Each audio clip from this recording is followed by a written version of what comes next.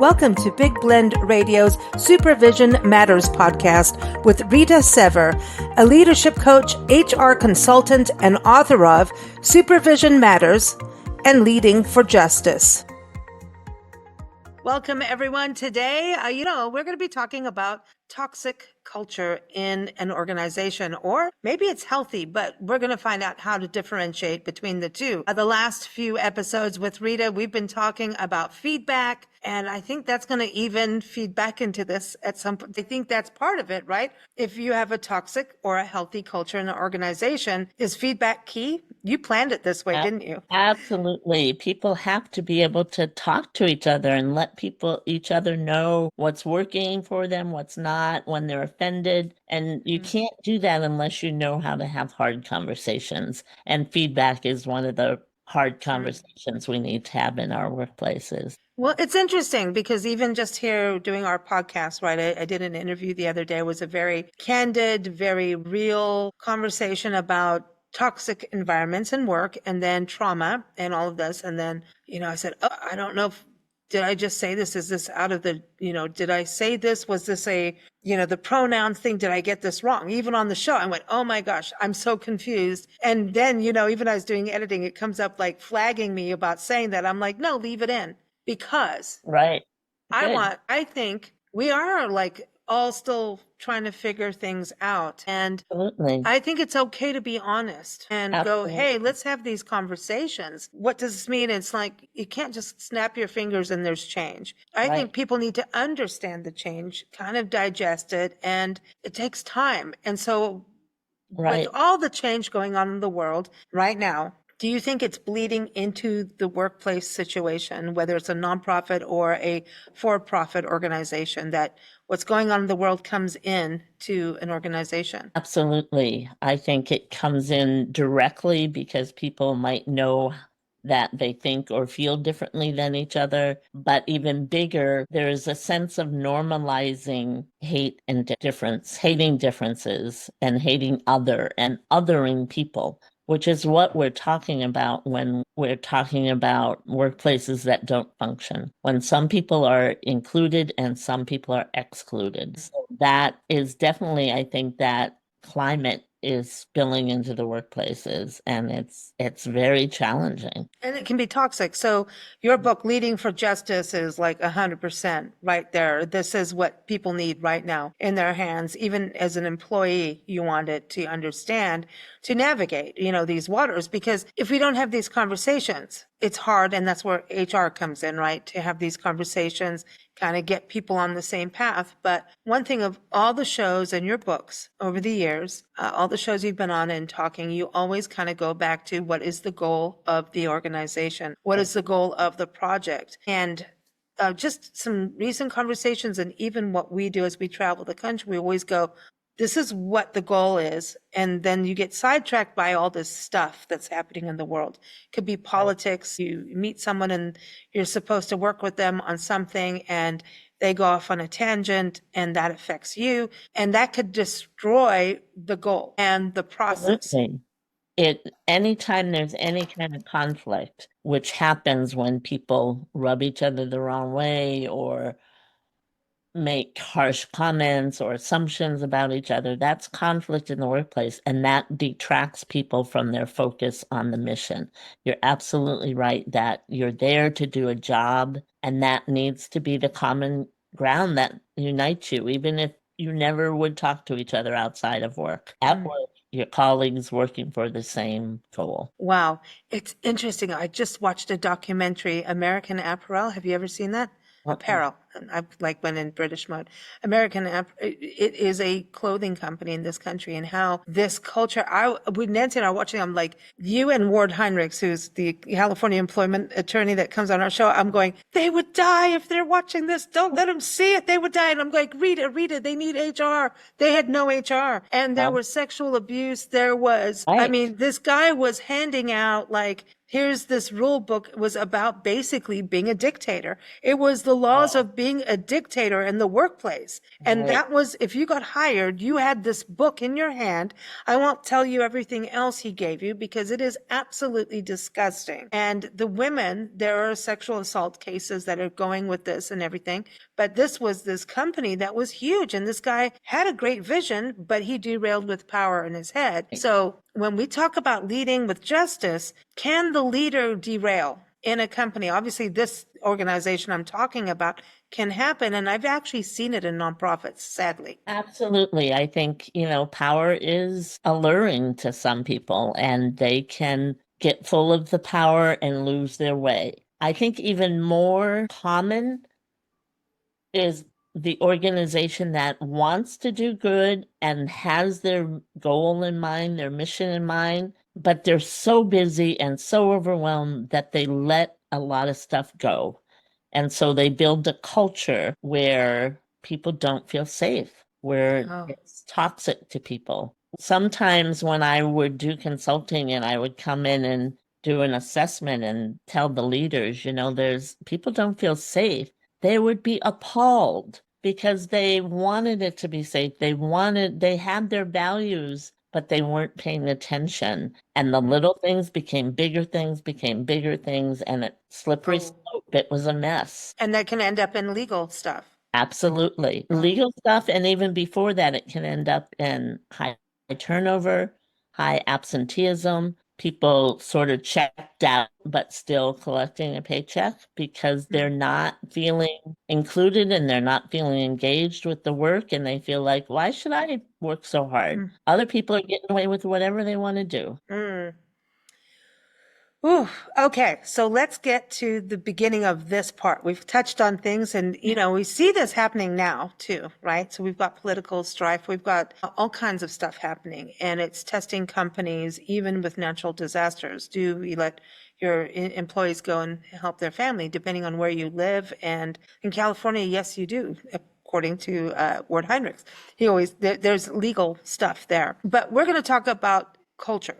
So what is culture in a workplace? Because actually that word is interesting to us because even as magazine people, we're the blend. We cover history, we cover the arts, and culture likes to say, I'm part of history and heritage. I'm part of the arts. I'm part of a little of this. I'm part of about people and where they come from. So what do you mean about culture in the workplace? Yes, it's related to all of that. What I mean by culture in the workplace is how we do things here. At this company, at this organization, So what's way our of life, goal? What? way of life. Yeah, exactly. How do we treat each other? Are we in alignment with our stated values, or do we just have it on paper, but we don't really care? It's not how we actually run the business. And do we follow up with what we say we're going to do, or do we, again, just have policies and procedures, but it's really about who you know and do you make the most sales, not how you interact with your coworkers? So culture is all of that, just what the language we use, the way we show up at meetings, who has the loudest voices, how decisions are made, how conflict is handled. All of that is an organization's culture. And when it's healthy, that culture can attract people, both as clients, as customers, and as employees. And when it's toxic, it can drive people away. And bring in the wrong people. Absolutely. That can bring in the wrong people. So what I was talking about with that American apparel, sorry, I can't pronounce things in American anymore. I went to another country, but they actively brought in teenagers that Wow. were getting their first job. And this is where the sexual abuse started. And so it was like a cult. And that was what this whole documentary was showing. It's like a cult in a workplace and how this guy kind of created this culture. And Nancy, we're sitting there going, oh my gosh, this is terrible, and it's a very interesting thing. And he did get in trouble anyway. And in some parts of it was good. some parts had some good, so you had to kind of look at that. There were Right. good things too. And some of the youth felt like they were becoming something overnight. Suddenly they were bosses of things and they've never been a boss, and they felt responsibility, which is a good feeling. And it's good if you can obtain that. And then sometimes it went the other way. Like it could be, so it was chaotic. Right, right. That's a good word for it. It does sound like they were, in some ways, a good example of how to build an intentional culture. Their intention and their culture was toxic, but it sounds like they lined up like who they hired, how they applied or didn't apply rules, how they acted. They were getting the results that they were going for. But we want to look at the other end of that extreme of how can you build a culture that is healthy, inclusive. Completely opposite. Yes. Yeah, like you look at our health of our bodies. And I do need to say that this was just a documentary we watched, and we don't know if any of it's really true at the end of the day. So we're not really, pointing fingers here. So don't come after us. So Right. in other words, but the You're just reality is, reporting on what you saw.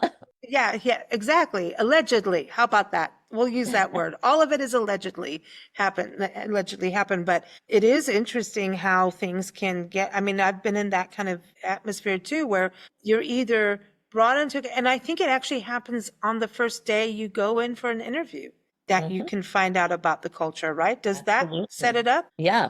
Even before that, how the ad is written or how they recruit people. And sometimes there's language in ads that is problematic in terms of inclusion. Like an ad might say, looking for a tech savvy, not youth, but a word for youth. Millennial? Oh Yeah. boy. Something like that, somebody who's been in tech from their childhood or something, where that's basically signaling age discrimination. Mm. So you have to, right from the start, you get the language that is used in ads can give you some hint about both what they're looking for and what they're not looking for. And that you can do that in a good way, but you can also do it in a way that is exclusionary. And if you pick that up and still go for it, so some people in a desperate job seeking mode will end up in that place. Mhm. And then they know they should be aware that it's not going to go quite well at the end of the day. Probably. Yeah. Although, the ad in itself Allegedly. isn't going to predict the future, but it's a hint. And so if you respond to that ad, you might want to ask some questions about the demographics of the company or, who was in this position before me? Why did they leave? So all of those things, the ad and the interview are hints about the culture, but it's not till you're in it that you really get the whole picture. So this kind of reminds me of dating. Yes. Looking for That the makes red sense. flags, and then your emotions because you're excited because maybe it's this big company or a big nonprofit that you always thought was the greatest. So you see those flags, but you know how you are able as a human being to go, nah, I want this, so I don't see those flags, but they're Right. there, and we do ignore them, right? Right. Yeah, so we do that. Yeah. It does. So we do have some things there. I do want to tell people that we have a flyer, like a PDF, a paper that from Rita going. It's a handout that she uses at her workshops that really gives you a Q&A that you can answer to find out if your work culture is completely toxic or completely healthy. But then she says neither actually happens, right? Neither is They don't completely. usually come in pure toxic or pure healthy. It's a spectrum, and this checklist or snapshot is a There way you go. Yeah. to just check in and how are we doing? Is there any way we want to pay attention and clean up some of our behavior? And the other thing about culture is it's not static. It's always changing and Oh, evolving. yeah. And so that's the other way that this kind of check-in can be helpful is you can look at, well, we did this 6 months ago and look, we went way down on this asset that we're trying to develop. So what's going on there and what do we need to do? And let's fix this. Yeah. Well, that's really cool because you could be working in a company for a long time and generations change. I mean, I'll just even our company, there's a lot of people that have passed on since we've been in business, and we've had generational changes. I mean, we are pre-Google, so basically Nancy and I are dinosaurs, y'all. That's okay with us, but we get to pick which one. But things sneak up on you when you've Right. been in a place for a long time and you get kind of cozy. It's like, if you're at home, you forget that the water heater one day will go. Right. You think Exactly. it's always going to work, and one day Right. it doesn't because you didn't check on Exactly. it. Right. And so the idea of this snapshot is a way to sort of monitor and check in and see if things are starting to break down or not. And Mm, it relates to the last podcast we did where we talked about hidden rules, because mm. when you're just going along, like you said, and everything seems to be working, that's again where hidden rules can sneak in, because by definition, we don't see hidden rules and they can be subtly undermining our culture. Wow. And it could be that the company or organization hires someone, and sometimes one person we always saw like one bad apple can ruin. I mean, so let's go into what's happened in America with, bad police, like who have been racist. We've seen that, and then people are like, oh, it's a bad apple. No, it's all of them. And we've had to really balance this out. Some people, and then also look at what support have the police had when they're going through traumatic things on a daily basis, which is something that just easily gets left out of the conversation. And so that's why I see you in that middle ground going, we need to hear what's happening to both sides. Yes, yes. And we need to identify the bad apples when they get into an organization so that we can, before we do that, we have to be clear, what are our guidelines? What are our values? What's okay and what's not? And once we know that, then we have to act quickly if somebody comes in and they're not acting the way that we want our staff and our team to work together. So that's why hidden stuff isn't not necessarily good. If you have like, here's our set of rules and everybody's abiding by those sets, that kind of makes it, you're not going to do it. You know what I mean? Behave. Right. You know what I mean? Yeah. And those rules can be explicit or hidden, and sometimes the hidden rules are good, and we just have to Yeah. cover them and make them so that everybody knows. And sometimes they're what are adding to the toxicity, especially if you've been like a homogenous organization and then you start hiring different ages or different cultures or different ethnicities, different orientation. Suddenly we might start noticing that, oh, we do have assumptions that are coming out here, and maybe we're not as welcoming as we thought we were. Not because we don't want to be, but because we just are used to using shortcuts. And so we're inadvertently offending people or excluding them.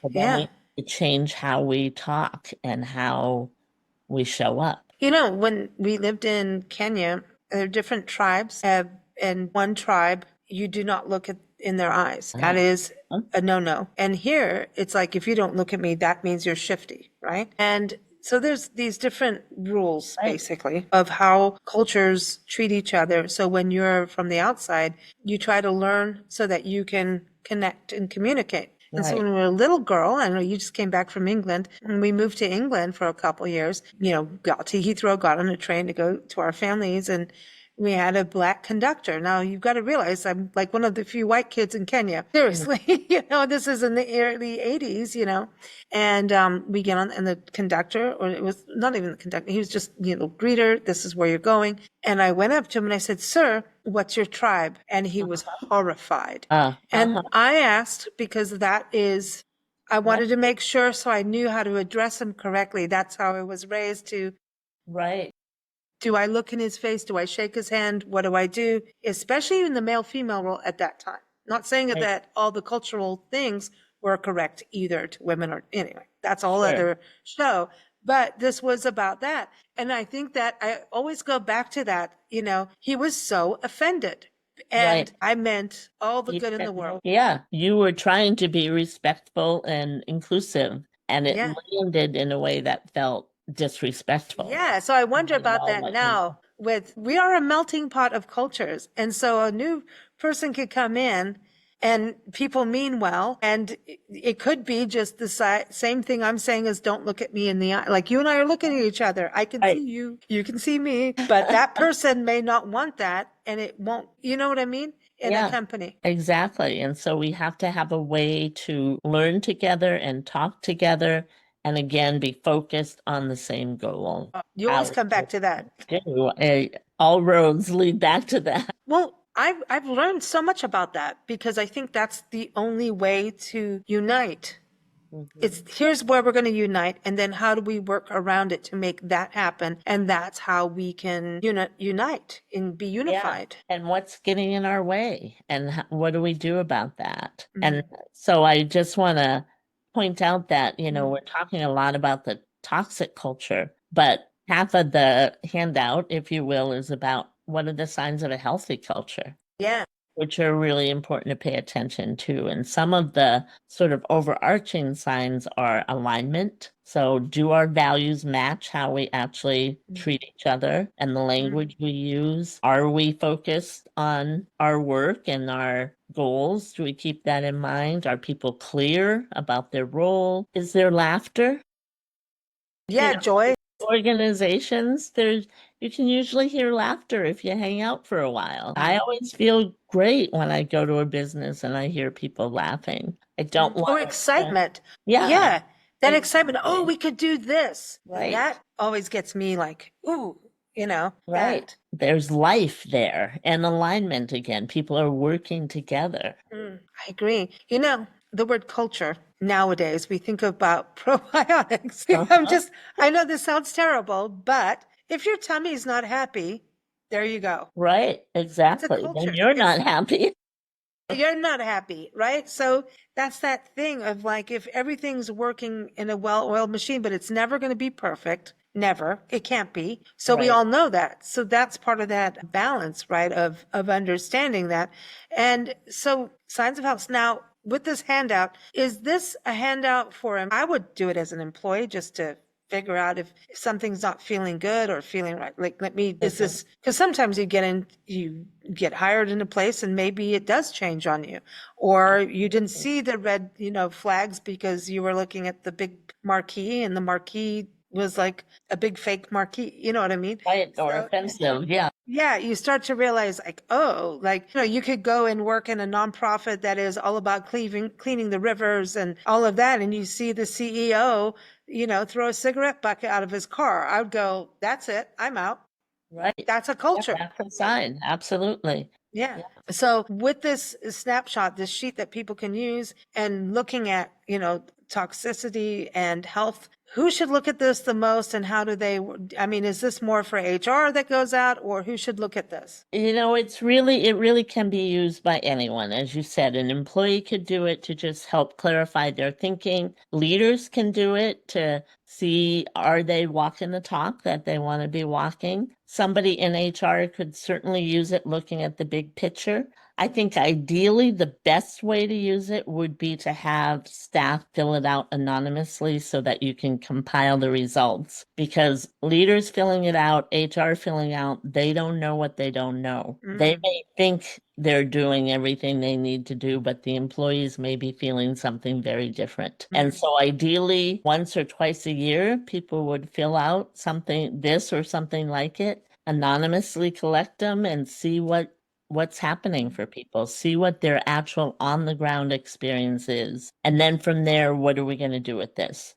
Because that's just as important and as doing it is reporting back to staff. Here's what we found out, and here's where we're going to start to take action. So this would be something like with everything happening with pronouns, right? And, I was talking about that. It gets confusing at times, but if the company says, okay, we need to address this, we want to address it. We understand that our staff wants this, our clients want this. So would that be like a discussion that everybody has, or like the CEO or HR would come in and say, this is where we're going with this company? Yes, it would be a combination of a discussion, why it matters, how it showed up in the survey, if you did a survey, and then end up with, here are the guidelines around what you can do at work and what you can't do. We understand that mistakes happen. We all make mistakes. But if someone continually mispronouns someone, that's going to be a problem. What about the education part of it? Yeah, that's part of the discussion and training before you because set the rules in place. okay, Or because at the same sometimes time. But yes, you want people to understand why and how it matters. That's the education piece. Okay. Because sometimes some of the circumstances or issues that come up actually involve going to real education. I have a friend in a nonprofit that she told me she went to pronoun school, like Mhm. literally, because she runs a nonprofit. She needed to be 100% Right. clear on it. And she was explaining it to us because we're like, what's going on? I don't, this, she's like, girls, this is a real deal. She sat us down and gave us Yeah, a that's lesson. good. And Yeah, she said, I had to go do a whole workshop on this because of the right. nonprofit. And we're Yeah, not anti, any of that, but at times we're like, what is this? This doesn't make sense. And then you're like silly about it. And then you realize, no, if this is hurting someone, why do it? right. Right. That's not our Yeah. intention. So, Us that way. right. So you're absolutely right that education is one of the first pieces you're going to put in place. And then from there, maybe it goes education, discussion, sometimes coaching if somebody's resistant Okay. to it. And then eventually, more policy driven because This, you have to get to that point where you are underlining this matters. We're going to hold you accountable to it. so this is our policy. This is how we are. So culture is like part of the laws of the place, of the organization. And they're Uh, part of the culture. They can't do the culture by themselves, but they are an expression of the culture and a measurement of the alignment. Do okay. your policies match what you say your values are? Exactly. Like if you're working in an environmental organization that is all about clean rivers and you as an employee or the CEO or whatever dump something trash wise, that's going, you should be kind of that Right. You're person out of with, alignment. yeah, you're out of alignment, even if you are that way out in public in a way. Because if you're a That's spokesperson for the company, how many brands have that where they have sponsored, people, influencers and whatever. And if the influencer goes out of line for that brand, they'll dump them, you know? mhm. So Yeah. it kind of goes Yeah. into that whole world too. This is fascinating. It's, Yeah. well, I find it interesting because we are shifting and changing in this generational shift.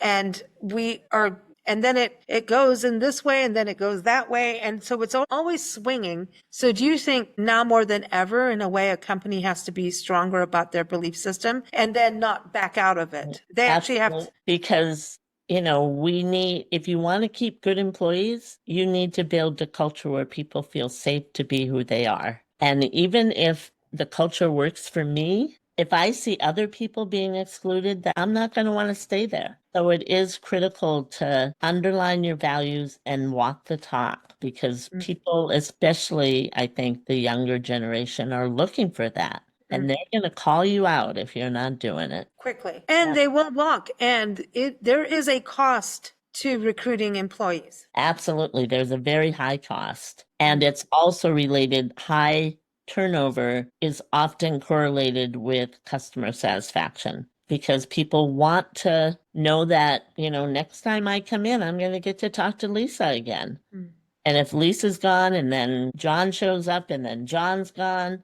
I'm not going to keep coming back. Yeah, I had this experience, all these tech companies and stuff that we have to deal with. And I had this experience of they made an appointment with me. And I thought, oh, they're going to finally fix something that I was needing help with a while ago. And she goes, so how can I help you? Wow. Okay, so then, and I'm already like kind of on my way out of this company and I almost lost it. I said, I beg Right. your pardon. You set up this appointment. I thought it was to actually finally do something. And she goes, oh, this company's been terrible, but I'm here now. I'm going to fix everything. And there've been idiots and whatever. And I'm going, Yeah. people under the bus. And I'm going, I don't think I want to be part of this company anymore because she was Exactly. almost worse. And I said to Right. her, I was like, you just took my time. She goes, oh, it has this automatic thing that it does. And I'm like, I don't care. This is not how you treat. Right. Oh my gosh, I'll never forget that. I lost my temper Yeah. a little bit. I have to be Yeah, honest. that's I a did. great example. And, Hmm. we could make an example the other way when people, make the appointment and say, okay, we finally figured out what's going on, Lisa. Here's what we're going to do. We should have this fixed by the end of the week. If we don't, here's my direct number. Then you're like, okay, I just had that experience, actually. It all Yeah, got fixed overnight, and people email, how is this? And so, and actually people, beyond the AI bot. And I was like, oh my gosh, this exists again. right, Okay. And I think people are getting that way a little bit because they're getting so much flack, and people will leave in droves. And the employees will leave because the customers get mad. And then how many times do you get frustrated on the phone trying to fix something, and you're getting someone and you're like, listen, I've been on this for I don't know how many days dealing right. with this. And it's not you that I'm upset with. I'm upset with the company. Eventually those people are going to quit because that's all they hear all day. Absolutely. Yeah. Yes. Yeah. So it becomes a vicious circle then. You Customers got me drive riled away up. employees and employees drive away customers. That's what I remember one person said, like, you want a good sales force. You want to improve your bottom line, improve how you treat your employees. Absolutely. Yeah. Yeah.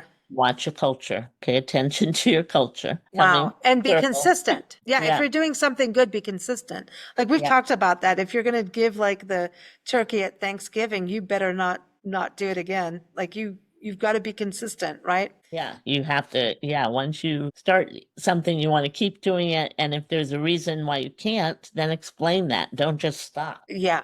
So communication's everything. So that's the Absolutely. HR. HR is like in the middle. Like I don't know how anybody handles that. Like you're getting it from all sides. So do Right. you ever work with the HR specialists that just actually need a break? Oh, yeah. Yeah. When I was doing consulting, I would often be the stopgap between when somebody left before they hired somebody new, I would be on call, or when somebody needed a break and took a vacation, I would be their on-call consultant for if staff needed anything. Absolutely. It's a very stressful job for sure. So an HR person needs an HR person after them, right? It's kind of like, You yeah, need I a think, good team and a ah, supportive boss for sure. Because again, wow. that's another place where if HR is trying to do good, healthy culture and work with staff to build that, but the CEO is not walking in alignment, then that's not going to work. Or they go along with it in theory, but not in reality. And then Yes. everyone's talking behind the back, that Yeah. kind of culture. Yeah. Then then it's miserable. So much to think of, but really it's about just being kind, isn't it? Kind with awareness, because what we Oh, know of as kind in my personal culture may not work for everyone. So I have yeah. to be kind and aware and ready to listen and learn. Yeah, it's just like do I look in someone's eyes or not? And, Right. asking what tribe, Yep. yeah, you try and you just keep trying. But I love this. And everyone, you've got the attachment there in the episode notes. So check that out. And so someone can go through it, employees, HR go through it. And then what? What happens at the very end when you go through this and you go, oh, we're a little healthy. I can see some changes being needed to make. If you're on the employee side, do you speak up? Hopefully you feel safe enough that you can ask questions, you can ask for what you need, and also understand that I know this it can't turn around overnight, but can you promise me we're going to work on this? And hopefully HR, the leadership Mhm. can say, yes, here's our list of steps. This is what our intention is. If you have feedback on the priorities we've decided, let us know. And it's going to take time. Culture is shifting all the time, but our intention is to get here, and here's where we think we are. Okay. So that should actually be part of like it should be like part of how a company works. I know Nancy and I once in a while look at our mission statement because to check in, are we Right? doing our Perfect. thing?